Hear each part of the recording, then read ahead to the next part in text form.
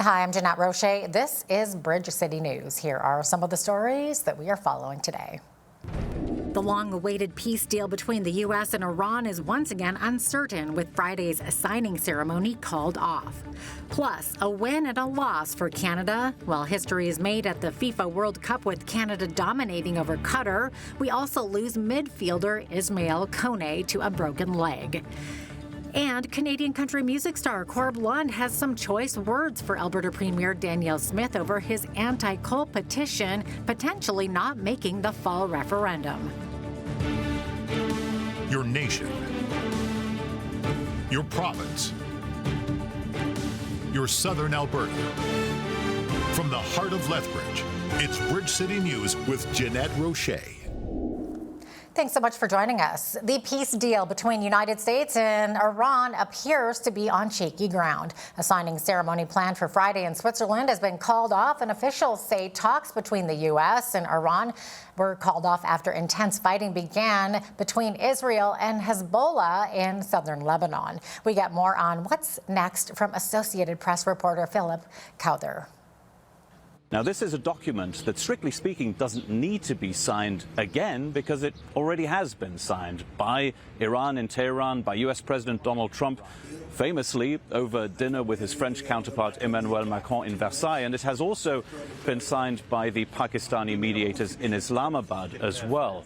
But still, this signing ceremony was going to be important because it was going to kickstart a period of 60 days of possible negotiations between the United States and Iran to bring some kind of a satisfactory solution to the Iranian nuclear program to both parties, to the United States and Iran. Now it is very unclear where and when those kinds of talks could possibly take place. We do know that U.S. Vice President J.D. Vance has postponed his trip here to Switzerland for the time being. He, though, says that he would be at the head of a U.S. delegation and that he is ready to travel here for talks with the Iranians. They, too, are ready to travel here, as are the mediators in this whole process, Pakistan and Qatar as well. A U.S. official has confirmed that Israel and Hezbollah have now agreed to a ceasefire in southern Lebanon. History was made in Canadian sports on Thursday at the FIFA World Cup. Canada dominated in a group stage match over Qatar with a 6-0 victory at BC Place Stadium in Vancouver. The win came at a cost, though, as Canada lost midfielder Ismaël Koné to a broken leg in the 50th minute of the match. After he was loaded onto a stretcher, Koné received a long embrace from devastated coach Jesse Marsh. Koné also shook hands with some of the Qatari opponents. An emotional Prime Minister Mark Carney spoke about that in the locker room post-game.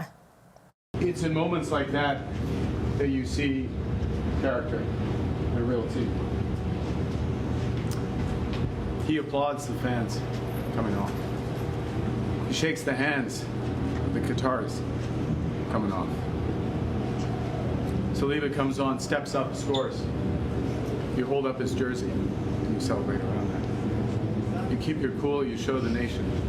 Like, you didn't just break the CONCACAF record and a bunch of records and 32 attempts on goal, 10 hit the goal, 19 corners, 1 corner, dominate, 70+%. Like, just show that level. But you showed a level of character that some people never achieve in their life. And you showed it when the entire country and a good part of the world is watching. And if they didn't watch, they will have watched by tomorrow. They'll watch the highlights by tomorrow. I'll just say I couldn't be prouder as a Canadian. And on behalf of all Canadians, I just want to thank you for everything you put in to get here. You represent the nation, represent your families, your friends, and teach a lesson. But despite the major roster loss for Canada, the excitement among fans nationwide remains palpable. And fans here in Lethbridge were able to gather to watch Canada's first ever World Cup win at the city's Soccer Association. The first game was fantastic. We really had a good turnout. I was really excited about it. The excitement was good. It was a good game. It's been a week now since their first game, and actually the excitement, I think, is starting to catch on a little bit. It's been actually fantastic. It's been great. It's nice watching the games and seeing the stadiums as full as they are. It's been great. The spectacle, the excitement, everything else, and it's good to see a lot of people here at the soccer building watching the soccer. Well, it's incredible for the support for the LFC program. We have a couple of grandkids that play here, so it's nice to be here and support them. And they all dream of being there one day, so it's pretty neat. Really good. Awesome. It's crazy. Yeah, I barely watched 2 goals. Very excited to watch Canada play. Let's go, Canada! There it is right there. Let's go Canada. Canada now controls its destiny to win their group and move on to the round of 32. They will need a win or a draw against Switzerland and their final group stage match on June 24th in Vancouver. Another separatist campaign is launched in Alberta. Calgary constitutional lawyer Keith Wilson is co-chair of a campaign called Let Alberta Decide. Wilson is promising this will be a serious, fact-based initiative to persuade people that Alberta has the workforce, the financial wherewithal, and the energy and agriculture resources to go it alone. What we're seeking to help Albertans to think about is, does Canada still work for Alberta? Does it make sense for Alberta to continue to be ruled by Ottawa, have decisions that affect our lives, our communities, our economy, our children, made by Ottawa? We've been advocating for this for decades and decades. It is not just this movement that's happening in this 4 months, because as we've said in our speeches up there, even there has been decades and decades and thousands of volunteer hours put into this process. So we have 4 months to swing and educate that middle population that's still undecided and kind of wrestling with our place within Canada. And I feel confident that we can definitely get that done by October 19th. 4 months from today, Albertans will vote in a referendum on whether to stay in Canada. Albertans concerned about their religious freedoms are being invited to discuss those freedoms at a symposium in September. The theme of the event is Defending Religious Liberty as a Foundational Freedom. Dr. John Young, a political science professor and former executive director of the Canadian Museum for Human Rights in Winnipeg, will suggest ways we can defend and promote religious freedoms. Organizer Richard Lowe says while Bill C-9 will be a key topic, it's about more than that. Before Bill C-9, there was an express exclusion in the hate crime law that said if you are expressing a sincere belief, a religious belief, or reading from a religious text, that you could not be prosecuted for a so-called hate crime by those people who may feel marginalized or vilified by your comments or your statements. That has been removed. So it's an open question now as to where that line is. We don't know. And so it creates this uncertainty that will affect people who are now potentially going to be reluctant to express openly their religious beliefs for fear that they might be prosecuted.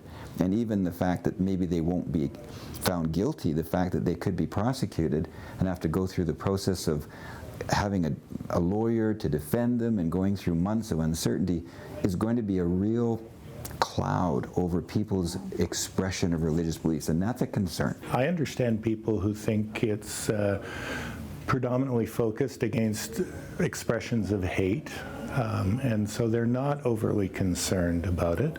There are others who see the negation of the religious expression defense, and they worry about how that might be interpreted going forward.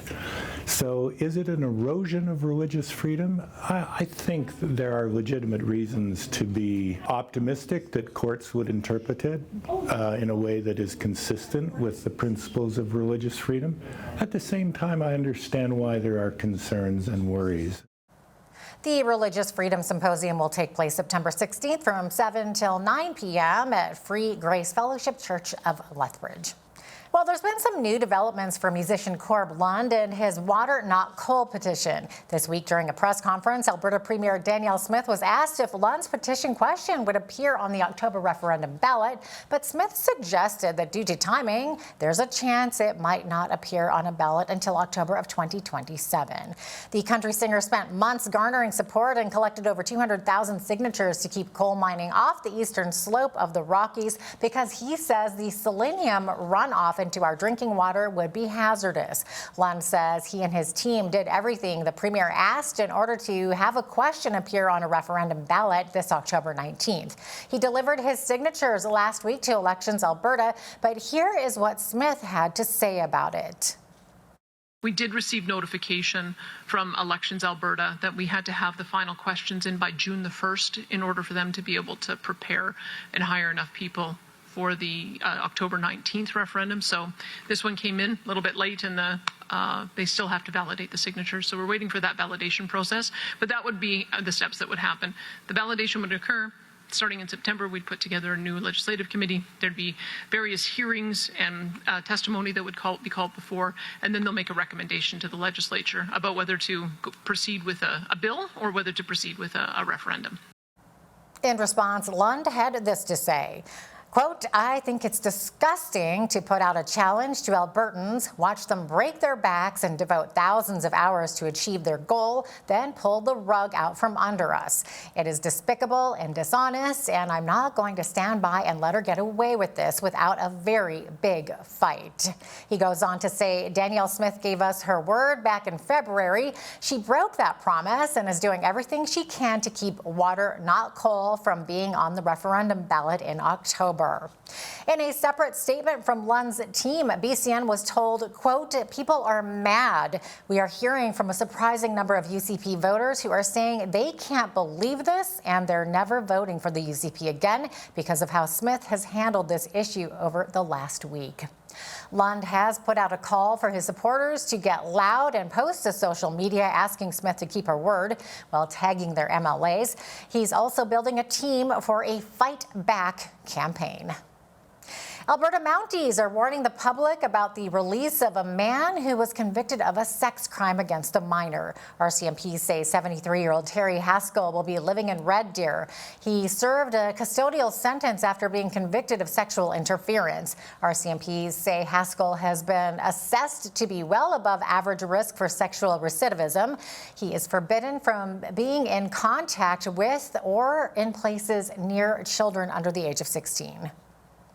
High River RCMP are asking for the public's assistance in solving an armed robbery that occurred this past Tuesday at about 10:30 Tuesday night. RCMP responded to a report of an armed robbery at a local business. A suspect wearing a mask entered the business with a firearm, took cash from the register, and fled the scene on a bicycle. RCMP attended and immediately set up containment.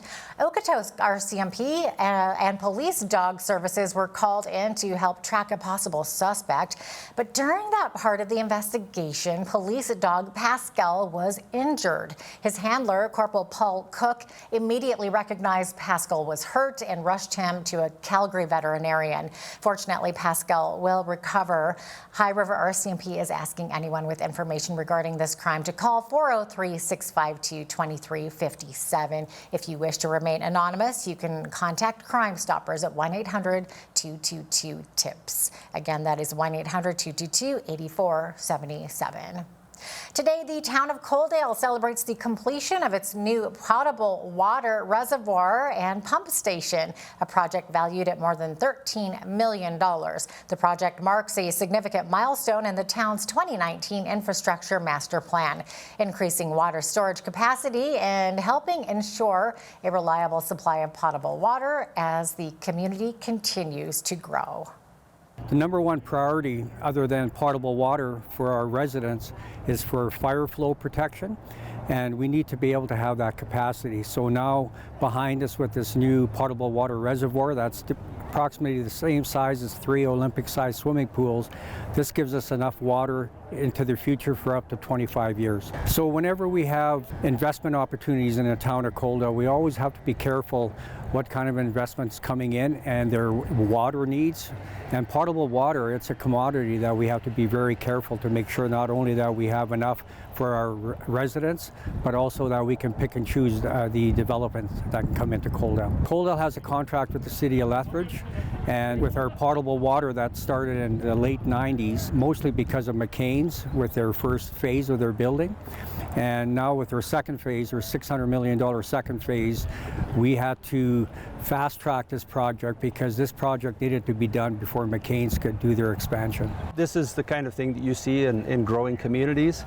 And we like the fact that southern Alberta, especially in this corridor between Lethbridge and Medicine Hat, where you see lots of growth happening, we like to be able to work in tandem with these communities, and that's what you saw here with the $4.5 million that we invested. We like to support regional initiatives, and I know that you can't always get that. Sometimes Lethbridge has to get a grant funding, sometimes Coaldale has to get a grant funding, but we like to see the big picture, how that's going to actually benefit the whole region.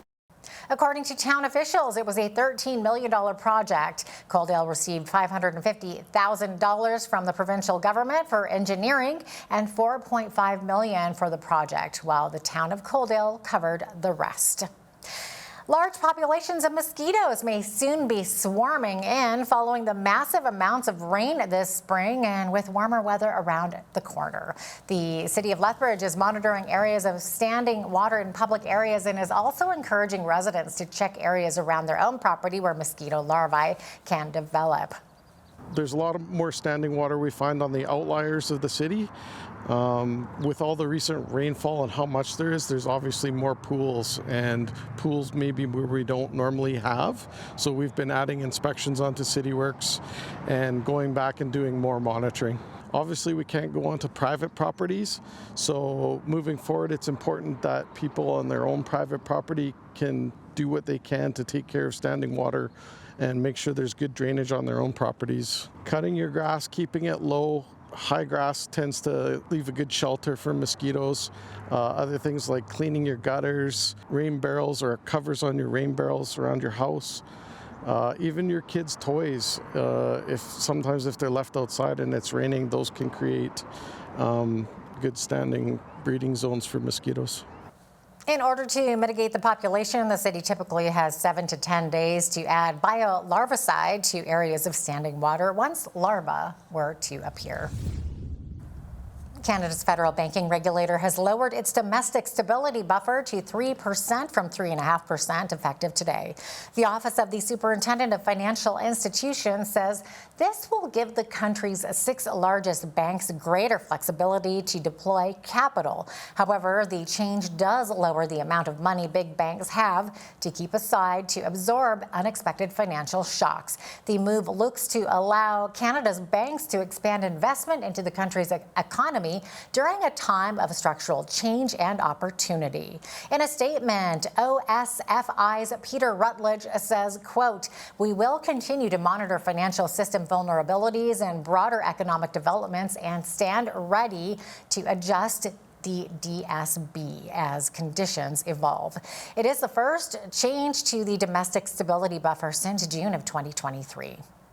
The owner of Toys R Us Canada is trying to keep business open. A lawyer representing a numbered company that owns the retailer filed a letter in court saying his client has a license to use the Toys R Us name until January 25th of next year. After that date, the letter says the numbered company, which operates as Putman Investments, hopes to extend that license or rebrand the business. The beleaguered business has been in creditor protection since February. Police in the Montreal area are alerting the public about a rash of violent crimes targeting sellers of Pokemon cards and MacBooks. Here's a warning to viewers for the following video, which contains graphic content. Laval police say they arrested 10 young men aged 16 to 18 last week who allegedly posed as buyers and set up meetings with people trying to sell cards or laptops on Facebook's marketplace platform. Police say some of the suspects got violent during meetings and will face theft, assault, and weapons-related charges. Investigators say they've recorded 30 incidents linked to the sale of Pokemon cards since January 1st of 2025, including 11 since the beginning of March. Here in Lethbridge, the LPS has provided a safe exchange zone in front of police headquarters. For additional safety tips on buying and selling property online, visit lethbridgepolice.ca and click on the community safety link. And now here's a look at today's markets. The TSX was down 111 to 34,857. The Dow was up 72 to 51,564. The S&P 500 was up 80 to 7,500, and the Nasdaq was up 496 to 26,517. West Texas Intermediate Oil was up 72 cents to 77.32 U.S. per barrel. Natural gas was down 3 cents to 3.19 U.S. Gold was down 89.15 to 41.2085 U.S. an ounce, and silver was down 85 cents to 64.80 U.S. an ounce. Feed wheat is at $8.14 per bushel, barley is at $6.53. Canola is at $16.47, and corn is at $7.37 per bushel. Live cattle were down 92 cents to $254.80. Feeder cattle were down 82 cents to $366.60 for the August contract. Lean hogs were up 37 cents to $95.02, and the Canadian dollar was down, sitting at 70.70 US.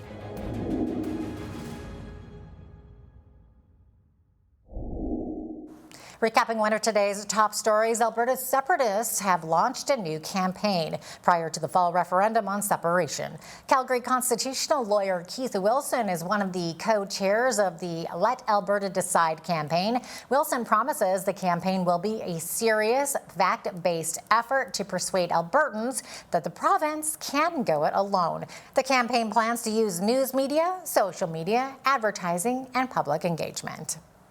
Earlier this spring, Ottawa sent out a federal census to about 17 million Canadians. 25% of those were long-form questionnaires inquiring about very personal information. But is this constitutional?